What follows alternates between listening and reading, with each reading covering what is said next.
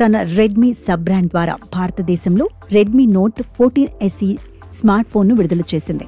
14,999 ధరతో 6GB RAM, 128GB స్టోరేజ్తో లభిస్తుంది.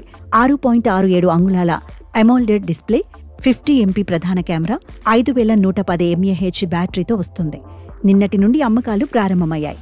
Xiaomi sub brand Redmi భారతదేశంలో కొత్త స్మార్ట్ ఫోన్ను విడుదల చేసింది.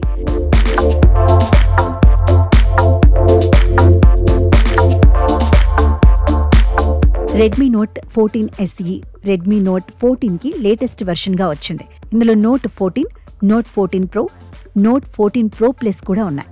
ఈ కొత్త smart phone Corning Gorilla Glass 5 layers రక్షణతో 6.67 అంగుళాల AMOLED display, 2110 nits peak brightness ను కలిగి ఉంది.